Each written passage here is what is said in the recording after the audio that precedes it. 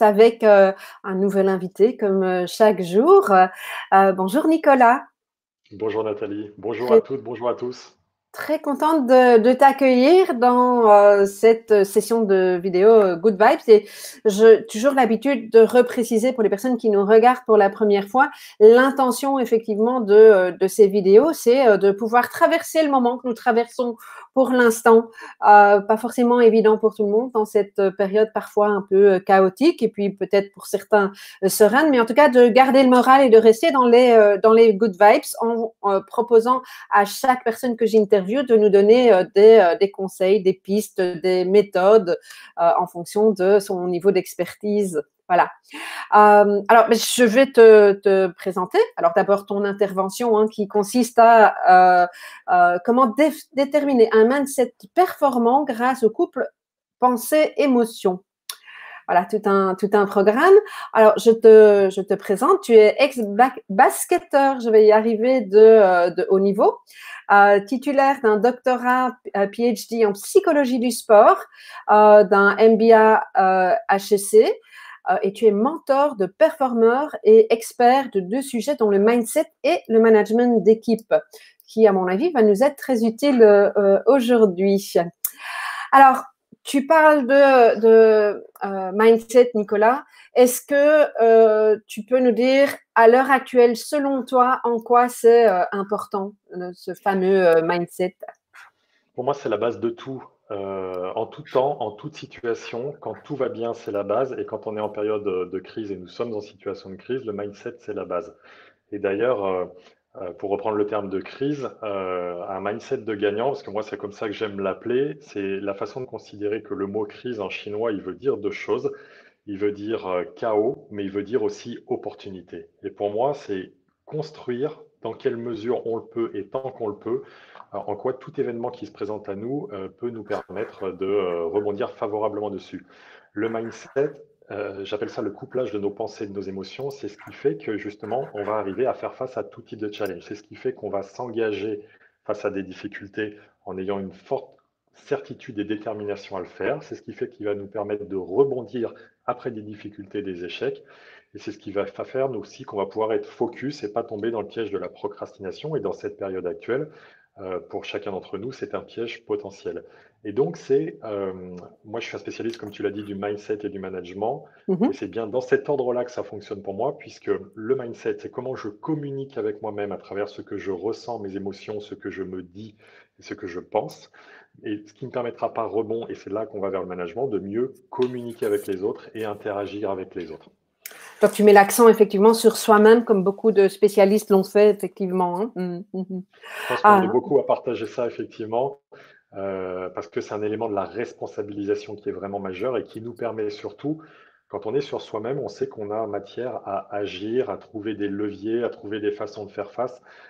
Et on n'est pas dans la déresponsabilisation qui ferait tout m'échappe et j'ai pas de levier de contrôle. Donc c'est vraiment fondamental de se ramener à nous-mêmes et notre possibilité d'agir. donc, tu mets bien en avant qu'effectivement, malgré qu'on n'ait pas choisi de se retrouver confiné, on a notre responsabilité, on a toujours un contrôle ou une maîtrise, je ne sais pas comment tu as envie de le nommer, sur des actions à mettre en place. Hein. Mhm. C'est fantastique que tu poses la question comme ça, justement contrôle versus maîtrise. Contrôler, ça serait quelque chose d'enfermant dans ma vision à moi, d'encadrant, de restrictif, alors que la maîtrise, c'est l'excellence, c'est l'expertise et c'est la façon de travailler très précisément avec finesse sur ce qu'on est en train de penser, sur ce qu'on est en train de ressentir et sur ce sur quoi on peut agir justement. Ce qui est certain, c'est que le confinement qu'on est beaucoup sur la planète à ressentir en ce moment, c'est quelque chose qui nous donne l'impression justement d'être contrôlé et de ne plus Mhm. avoir de champ d'expérimentation. Or, on est tous les deux, toi et moi, géographiquement très loin et ça ne nous empêche pas d'échanger. Grâce à ta superbe initiative des Good Vibes, on est capable de partager avec des gens sur toute la planète et ça prouve bien qu'on peut avoir de la maîtrise sur beaucoup de choses. Et la première des maîtrises qu'on peut avoir, c'est de se dire justement en quoi ce temps qui nous est donné, on ne sait pas encore les uns les autres combien de temps on va avoir, mais en quoi ce temps qui est donné, je vais pouvoir en faire quelque chose qui va m'aider dans mon temps présent à évoluer, à progresser, à devenir une meilleure personne, qu'on soit performeur ou pas. et dans quoi ça peut commencer à me préparer au futur. Moi, je m'appelle Nicolas, au futur Nicolas que je veux être à la sortie de cette crise. Et donc ça, cette maîtrise-là, personne ne peut nous l'enlever. Tout comme la maîtrise de nos pensées, de nos émotions, on peut absolument décider justement si on va être drivé par-dessus. Il y a l'image souvent du cheval ou du cavalier que j'aime utiliser pour les émotions. Si par exemple j'ai une émotion de colère ou d'énervement ou de frustration qui monte en moi en ce moment parce que je me sens confiné, que je ne peux pas vivre les expériences que je voudrais vivre, etc., euh, il s'agit de me dire que cette émotion, c'est une énergie. Si je la laisse en mode cavalier, elle va faire de moi un cheval et elle va me piloter et me faire aller dans des directions qui ne seront pas celles que je veux. Par contre, si je la considère comme énergie et que je la mets en position de cheval et que je me dis, OK, très bien, frustration est là, qu'est-ce que je vais en faire? Par une première phase d'acceptation, de conscientisation et ensuite de mise en mouvement. À ce moment-là, on peut faire des choses absolument extraordinaires, qu'on soit dans une maison, dans un appartement, qu'on soit enfermé ou pas. Ouais, ouais. Donc, il y a la manière de voir les choses. Hein. Tu mets bien en avant la notion d'acceptation. Par exemple, j'ai entendu récemment pas mal de personnes qui disent, ah ben voilà, je suis en retraite. Moi-même, quand je prononce le mot confinement, il y a quelque chose qui me dérange hein, dans l'énergie de ce mot-là. Mmh. Et donc, effectivement, on a la possibilité de voir un côté ou l'autre et de mettre des propres mots qui peuvent vibrer autrement. En fait, c'est ça que j'entends. En fait. Ouais, c'est ça. Et puis on peut voyager de plein de façons. Là, tu vois, sur le chat, il y a quelqu'un qui nous fait un coucou de la Suisse. On peut voyager de plein de façons. Moi, j'adore voyager Ouais. sur la planète. Et en fait, plutôt que de me sentir frustré, je devais aller à New York, je devais enchaîner au Canada. J'ai mon propre mastermind qui doit faire une escale à Bali dans un mois et demi. Et plutôt que d'être frustré de ça, c'est OK, de toute façon, je peux très bien travailler en visualisation, en mentalisation au futur voyage que je vais pouvoir organiser. Et moi, je sais par exemple qu'il y a des pays que j'ai ciblés où je me dis OK, c'est des endroits où finalement, peut-être que je ne serai pas allé dans les années à venir, mais je vais aller les partager avec mes enfants et je suis en train de me projeter positivement vers le fait que sans cette période actuelle, je ne me serais pas projeté à aller dans ces destinations-là et sous ces formes-là. Et puis c'est surtout pour revenir sur le contrôle que tu évoquais. Pour le coup, les 3 voyages que je t'évoquais, qui étaient des grands moments de mon année 2020, ne sont pas à l'ordre du jour à ces dates-là. Mais qu'est-ce que je peux faire par rapport à ça? La seule chose que je peux faire, c'est justement euh, comme face à tout problème, et pour moi, c'est un outil du mindset simple, face à un problème, est-ce que je peux agir sur le problème et en faire quelque chose? Si oui, je le fais. Si je ne peux pas agir, est-ce que je peux, la seule chose que je peux faire, c'est changer mon regard sur le problème et si vraiment ça m'était trop difficile de changer mon regard sur le problème, à ce moment-là, je quitte, je vais faire autre chose dans un autre environnement, etc. Et là, ces 3 éléments clés du mindset, face à un problème, face à une difficulté, face à quelque chose qui nous contraint, comme ce confinement certainement, peuvent être des façons d'expérimenter ça, de sentir ça. Donc intéressant. Agir, si je n'ai pas la possibilité d'agir, je change. Comment je peux changer mon Mon regard? regard. Et puis, si ça reste difficile, tu peux me donner un exemple? Qu'est-ce qui peut être difficile dans le fait de changer son regard, par Mais oui, exemple? je peux te dire parce que, par exemple, je coach en ce moment une dirigeante d'entreprise Mhm. qui est en difficulté avec le président du groupe dans lequel elle est. Donc, agir. Est-ce que tu peux interagir avec lui, améliorer la communication, mieux comprendre ses attentes, etc. Changer ton regard. Est-ce que tu peux faire que ces traits de personnalité à lui, qu'elle considère comme étant tyranniques, excessifs, etc., est-ce que tu peux changer ton regard dessus? Cet homme, comme toute personne, a du bon aussi en lui. Est-ce que tu peux Oui. regarder ce qui est Mhm. bon en lui? Est-ce que tu peux regarder euh, ses aspects d'expertise, de compétences métiers, etc. Et cette personne, en fait, elle est même en blocage là-dessus, elle est vraiment très braquée là-dessus. Et en fait, assez naturellement et de façon fluide, on explore avec elle le fait qu'elle quitte l'entreprise, mais je vais bien expliquer que si elle ne travaille pas sur comment elle-même, elle vit la relation avec ce président d'entreprise, elle emmènera le même type de problématique ailleurs. Donc, elle peut quitter, c'est-à-dire aller ailleurs, mais pour des bonnes raisons, pas cet individu est quelqu'un de mauvais, mais bien je ressens de l'usure à ce poste, j'ai l'impression que je souhaite m'épanouir dans un autre endroit, et donc c'est dans cette troisième vocation qu'on peut être, pour cet exemple, Mhm. de quitter. Mhm. Donc, ça donne, par exemple, une famille, je m'adresse à un papa ou une maman hein, qui se retrouve en télétravail ou sans boulot à la maison et avec des enfants, des jeunes enfants, par exemple. Hein, il y a 36 000 possibilités, 36 000 cas. Ah, mais Absolument. certaines personnes me disent, moi, tout à l'heure, je lisais dans le groupe quelqu'un qui écrivait, moi, j'attendais depuis si longtemps d'avoir ce temps pour moi. Et là, je me retrouve avec mon mari à côté qui est en télétravail et qui stresse, mes enfants qui doivent faire leurs devoirs et en fait, j'ai pas de temps pour moi. Donc, qu'est-ce qu'on pourrait, on n'a pas la personne en face de nous, mais qu'est-ce qu'on pourrait conseiller à cette personne si on reprend les 3 étapes que tu nous as données, hein? Donc, agir, qu'est-ce qu'elle peut faire? Alors, qu'est-ce qu'elle peut faire? Elle peut déjà travailler sur le temps et sur l'espace. Mmh. Je sais qu'il y a beaucoup de personnes qui vivent dans des appartements de petite taille et pour lesquels c'est difficile, mais même dans ce cas-là, c'est possible. Euh, Se donner des temps dans la journée où on va s'extraire des gens avec qui on vit. Ça peut très bien être, et ça n'a rien de ridicule, aller se mettre dans la salle de bain s'il faut et se consacrer un temps pour soi à faire des choses qui nous font vibrer. Donc se trouver et se fixer des temps et des espaces qui nous permettent, dans l'environnement confiné dans lequel on est, de se retrouver avec soi. Ensuite, changer son regard. Le deuxième point, ça va être très clairement de faire des choses qu'on n'a pas le temps de faire, mais ça, c'est toujours une excuse quand on dit qu'on n'a pas le temps, parce qu'en vérité, le bon mindset, c'est de se dire qu'on ne prend pas le temps Ouais. de faire Ouais. Mmh. avec son conjoint ou sa conjointe, avec ses enfants.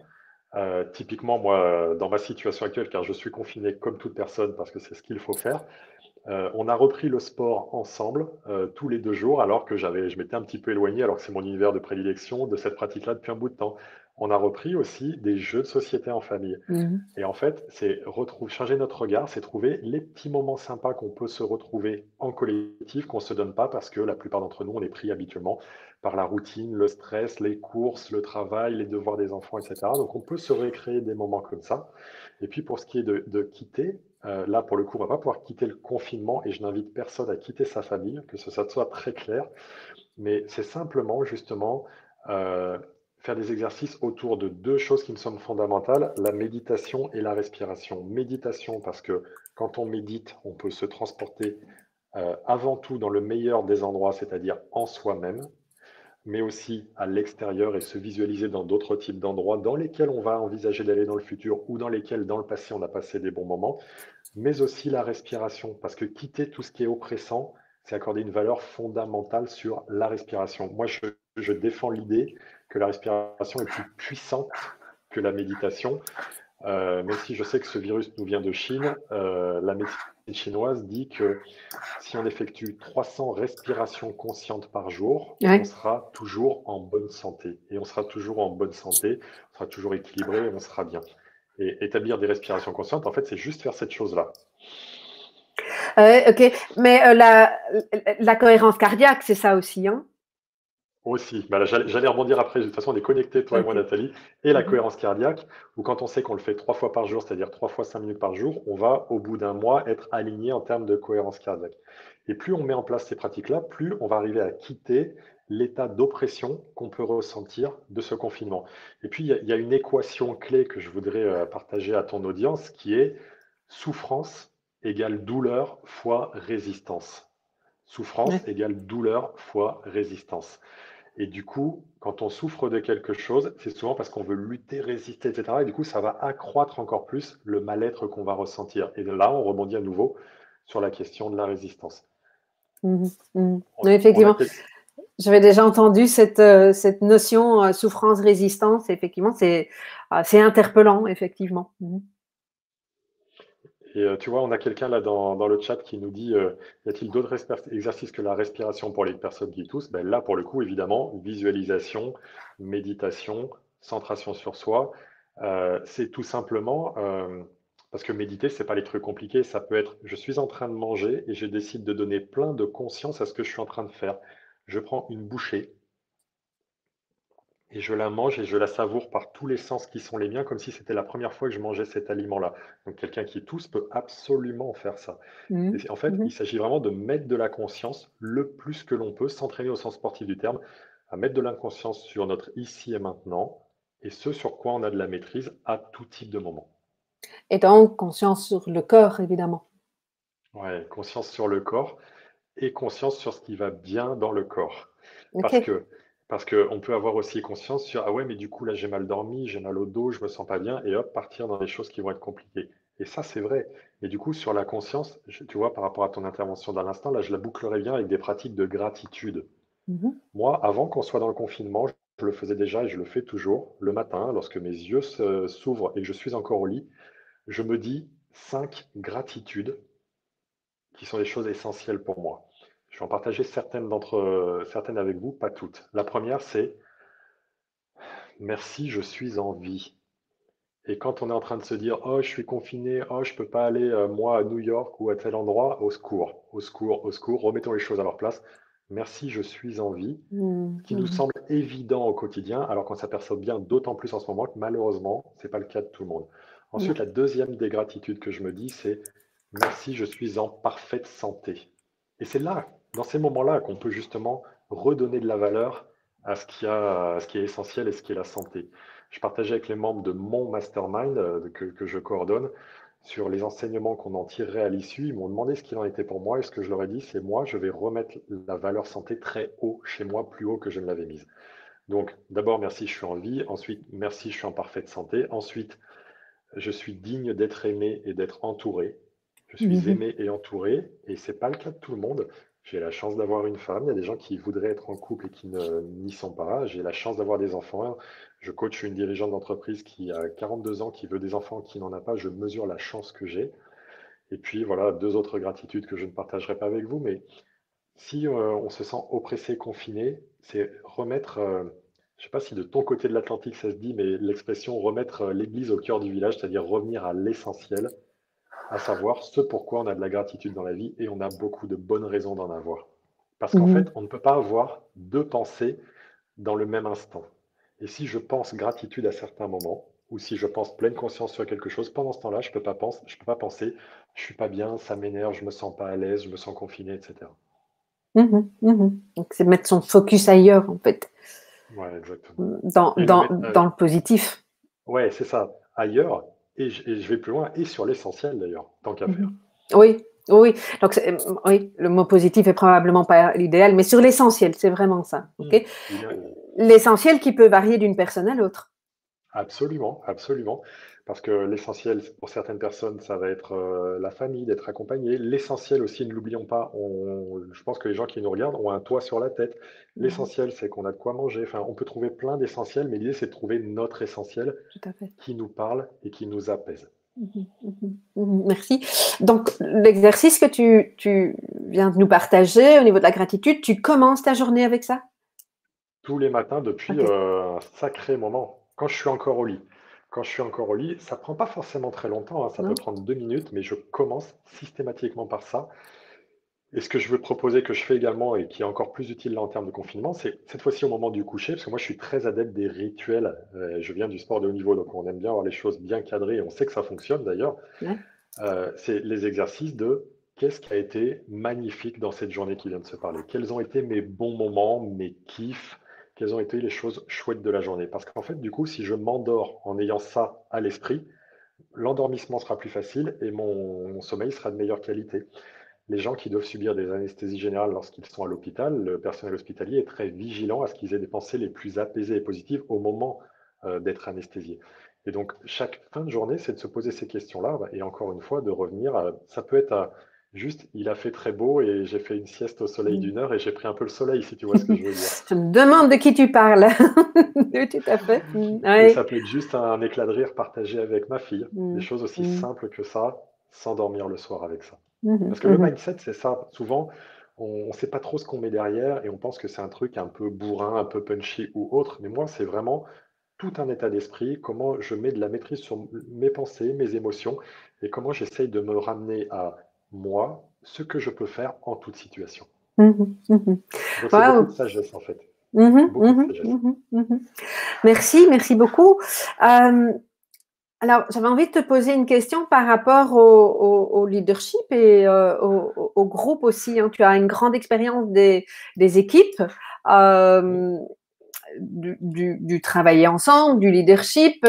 Comment est-ce qu'on peut transposer ça dans cette période où effectivement, à la fois on est seul entre guillemets ou en famille, dans notre petite cellule en tout cas. Et en même temps, je pense que c'est, en tout cas, d'après ce que je ressens, la période où on a vraiment besoin de solidarité et d'être ensemble. Donc, comment est-ce qu'on peut transposer ce que tu connais à notre situation actuelle? Déjà, je pense que c'est l'occasion. Alors, là, on n'est pas en interaction avec ton audience, mais je pose la question aux gens qui nous regardent. Quelle est la clé numéro une de la cohésion d'une équipe pour vous? Mhm. Quelle est la clé numéro une de la cohésion d'une équipe pour vous? Essayez de répondre pour vous-même, là, de votre côté, en disant, bah, tiens, pour moi, c'est ça, ça, ça. Nathalie, je te pose la question. Il ne peut pas y avoir de mauvaise réponse. Je vais te donner la mienne, évidemment. Tu dirais que c'est quoi de ton côté? Moi, le premier mot qui m'est venu, alors je pense que c'est une série de composants, mais le premier mot qui m'est venu, c'est la confiance entre les gens Ouais. et probablement un objectif commun. Alors, souvent, j'entends ça, j'entends communication, j'entends exemplarité, j'entends respect des uns des autres, etc. Et en fait, la clé numéro une de la cohésion d'équipe, c'est la clarté des rôles et des tâches de chacune et de chacun. Et en fait, c'est pas un sujet qu'on dit suffisamment clairement. C'est-à-dire qu'on l'entend bien, mais ça m'arrive quasiment jamais quand je pose la question qu'on le précise ainsi. Et en fait, qu'est-ce qu'on peut en faire du coup une fois qu'on a ça à l'esprit? On se retrouve dans une équipe particulière, puisque c'est l'équipe qui est confinée, qui est l'équipe qui vit dans le même endroit que vous. Et la première chose à faire pour qu'il y ait une bonne cohésion, donc, bien sûr qu'il s'agira de se respecter, d'être en communication non violente, en respect, en écoute active, etc. Mais avant tout, clarté des rôles et des tâches de chacun. Qui fait quoi, à quel moment, de sorte de deux choses. Chacun individuellement doit savoir ce qu'il ou elle a à faire, mais chacun collectivement doit savoir ce que l'autre a à faire et ce que j'ai à faire. Histoire que si par exemple moi j'ai une tâche à faire que j'adore faire, mais ce n'est pas dans mes prérogatives, j'aille pas sur le territoire de l'autre. Et donc on a deux choses à faire. D'une part, dans l'équipe, certainement du cercle familial dans lequel on est, de se réunir, de dire comment on va se répartir les choses. Ben, typiquement, nous là, on a fait le ménage dans la maison hier et on s'est réparti, mes deux enfants, ma femme et moi, qui allait faire quoi. C'est quelque chose qu'on n'a jamais fait Oui. jusqu'ici. Mm. Jamais. Mes enfants n'ont jamais fait le ménage jusqu'ici, j'en suis pas fier, c'est comme ça. Mais du coup, on a mis ça en place. Et donc, au niveau de cette équipe-là, on a ça à faire. Et puis, si vous êtes en situation de management d'équipe à distance, qui peut être en chômage partiel ou en télétravail ou autre, pour moi, c'est de revenir à ce fondamental-là plus que jamais. Qu'est-ce que vous avez à faire? Qu'est-ce que j'attends de vous? Et sous quelle forme vous devez me renvoyer des éléments de feedback? Mhm. Et donc, là, si ça n'est pas fait, c'est vraiment, donc toi tu expliques que tu l'as fait récemment, ce week-end, avec ta famille, mais donc c'est vraiment primordial de s'asseoir alentour de la table, j'imagine, et de décider, voilà, qui fait quoi à la Ouais, maison. Ok. Mhm, ouais, mhm, c'est mhm. qui fait quoi? Et c'est sûrement aussi une occasion de redéfinir les règles. Oui. Mhm, Redéfinir les règles. Les règles, par exemple, dans ma maison, c'est personne ne passera la semaine une journée en pyjama. mhm. Les enfants, c'est peut-être tout bête, hein, mais pour moi, Non, c'est non, je important. pense pas que ce soit ouais. Mhm. C'est Les tentant en enfants, tout cas pour l'instant, hein. Mhm, mhm, mhm. ça peut l'être, ça peut l'être, mais les enfants ont les situations d'école à distance, en visio ou autre. Mais passer la journée en pyjama, non. Euh, quel type de pause les uns les autres peuvent prendre comment? Comment chacun contribue à l'effort collectif et comment chacun a ses espaces et ses temps pour ses aspects individuels? Comment est-ce que si on a des contraintes d'emploi du temps, les uns les autres qui changent, on peut les partager aux autres de sorte que personne ne vienne interpeller quelqu'un qui est en train de faire quelque chose d'important? Typiquement là, en ce moment même, personne ne va venir me perturber pendant que je suis en train de parler à ton audience et à toi-même. Et donc, c'est vraiment fondamental de définir, euh, certes, clarté des rôles et des tâches, mais aussi les règles du jeu qui peuvent avoir changé un petit peu. Et on peut certainement, pour certaines d'entre elles, les assouplir par rapport à la vie d'avant confinement, mais mettre un peu plus de rigueur sur d'autres en trouvant son équilibre et en s'assurant que ça convienne à tout le monde. Parce que justement, le management, c'est arriver à faire des aspirations individuelles un bel élan collectif. Mais on ne peut pas briser l'individu. Il fut un temps où on disait, euh, je ne veux pas avoir une tête qui dépasse. C'est tout le monde pareil. Alors nous, Oui. les basketteurs, on avait des fois des têtes qui dépassent. Moi, je mesure 1,98 m. C'était moyen. Mais déjà à l'époque, je trouve que c'était inapproprié. Et maintenant, encore plus, Ouais. manager une équipe ou une famille en l'état actuel, c'est tenir compte des envies, des aspirations des uns des autres, voir comment on peut les nourrir autant qu'on peut, tout en, parce que c'est pas antinomique, en faisant que ça aille dans l'axe collectif que l'on souhaite. Ok. Donc, ça demande aussi des outils d'organisation. Parce que donc j'entends bien l'esprit, mais par exemple un agenda partagé ou des choses comme ça, par exemple, pour être Tout à fait. tu remarques que j'aime le côté concret pour pouvoir mettre en application. Tu as raison, tu as raison. Donc ne pas hésiter à aller là-dedans, j'imagine.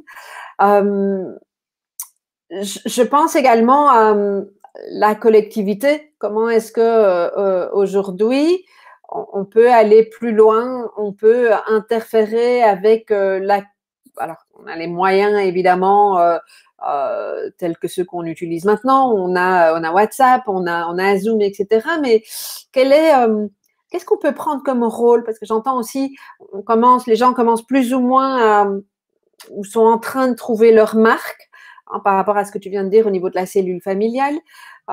Mais il y a déjà mais comment est-ce que je peux contribuer? Parce que c'est vrai que quand on est soignant, quand on est sur le terrain, entre guillemets, en première ligne, dans les magasins, etc., on sait qu'on peut avoir une manière de contribuer, mais quand on est à la maison, comme moi par exemple, comme toi, qu'est-ce qu'on peut espérer aujourd'hui? Comment on peut réfléchir? Qu'est-ce qu'on peut déjà amener pour, pour déjà aller vers quelque part le futur? Que tu as des pistes par rapport à ça? Ben oui, parce que ce sont des gens que je mentor, que je coach en ce moment et je leur amène à tous le meilleur conseil. Si vous ne savez pas trop comment faire, comment contribuer, comment apporter ou autre, la meilleure des choses que vous ayez à faire, c'est contacter tous les gens que vous connaissez et vous leur poser une question simple. Est-ce que je peux t'aider? Et Oui. si oui, comment? J'aimerais t'aider, je ne sais pas comment. Et si toi, tu vois une solution pour que je puisse le faire, surtout n'hésite pas à me le dire. Mhm. Parce que si on reste juste en mode comment est-ce que je peux faire pour aider, on le regarde avec notre spectre à nous qui est peut-être comme ça, alors qu'il y a une solution ici, et la personne en face, ça peut lui sembler évident, mais on ne lui laisse pas l'opportunité de le partager avec nous. Et en fait, par exemple, en ce moment, je coach deux personnes qui étaient en cours de se faire recruter dans une autre entreprise, et ça s'est arrêté subitement. Et je les ai invités à dire, pour garder le contact avec eux, ne les interpellez pas en leur disant, on en est où dans le process, est-ce que ça va aller, est-ce que ça va pas chambouler, mais juste, est-ce que je peux vous être utile? Dites-moi en quoi je peux être utile. Si vous voyez une façon, ça sera vraiment avec cœur. Et du coup, je trouve que ça fait juste preuve de notre générosité et on a le droit de ne pas savoir comment contribuer. Par contre, je trouve que c'est notre devoir de proposer. Ouais. Et ensuite, Mhm. on propose et l'autre dispose. Mais ça devient de sa responsabilité de saisir cette main ou pas. Mhm. Mhm. Oui, et peut-être que c'est aussi une façon de donner du sens à ce qui est en train de se passer également dans cette période pas forcément, enfin pas attendue a priori. Euh, une Oui, parce que dernière. moi, tu vois, j'ai vraiment Ouais. l'impression que cette période, elle va aider à aller vers plus de générosité. Mm. Toi et moi, Nathalie, on est au sein d'un mastermind et je suis chaque jour époustouflé par la générosité qui règne. Et je suis sûr que cette période-là, elle aide une partie des humains, pas tous, mais une partie des humains, à revenir à une juste générosité, une juste période de main tendue. Et c'est une belle Mm. opportunité qu'on a pour ça. Oui, c'est vraiment une belle opportunité, tout à fait. Euh, Dernière petite chose avant de nous quitter, tu parles assez souvent d'énergie. Oui. Tu as déjà donné beaucoup d'éléments au niveau du mindset et donc j'imagine que l'énergie en découle, mais est-ce que tu as envie de rajouter quelque chose pour qu'on puisse garder une énergie constructive, enfin, qu'on puisse récupérer son énergie? Je ne sais pas comment toi tu veux le dire, ça ce sont mes mots en fait. L'énergie qu'on a, elle a une influence énorme sur la façon qu'on va avoir de ressentir les événements. Il y a un Mhm. truc qui est important. On n'a pas le droit de se dire j'ai pas d'énergie, j'ai plus d'énergie. L'énergie, elle est toujours en nous. C'est simplement est-ce qu'on a la capacité d'aller la chercher ou pas. Et après, la gestion de notre énergie, elle va être fondamentale pour la gestion de nos émotions et de nos pensées. Et pour moi, c'est vraiment trouver the one thing, la chose unique, qui est celle qui me permet de restaurer l'énergie que j'ai à l'intérieur de moi. Moi, par exemple, je sais ce que c'est pour moi et ça peut être chouette que ton audience se pose la question pour elle. Moi, je sais que le sommeil, c'est la clé pour moi. C'est la clé. Ouais, J'ai une petite bague là qui traque mon sommeil, qui me permet de savoir quels ont été mes cycles, combien j'ai dormi, etc., etc. Pour moi, d'accord. c'est fondamental. Et donc, en fait, je sais très bien que quand je me couche à telle heure, je vais ensuite me réveiller naturellement et sans réveil le lendemain et j'aurai eu mon stock de sommeil. Donc, en fait, typiquement, si on regarde sommeil, nutrition et mouvement, qui sont pour moi les 3 registres d'énergie. Sommeil, c'est arrêter le smartphone plus tôt et s'endormir dès que les premiers signes de sommeil viennent. Moi, quand je sais que je commence à bâiller 1, 2, 3, 4 fois, ça va enchaîner et je prends le bon train du sommeil. Nutrition, bah, typiquement, pour moi, ça serait manger de moins en moins de sucre et quasiment plus, enfin du sucre blanc, plus jamais j'en mets dans quoi que ce soit. Et mouvement, mais ça peut être dans un quotidien, ça serait d'arrêter de prendre l'ascenseur. Et comme je le disais en début de cette vidéo, pour moi, c'est de me remettre à bouger pour arriver à restaurer de l'énergie. Donc en fait, c'est regarder sommeil, nutrition, mouvement, qui sont pour moi les 3 éléments clés. Quels sont ceux qui vous parlent le plus?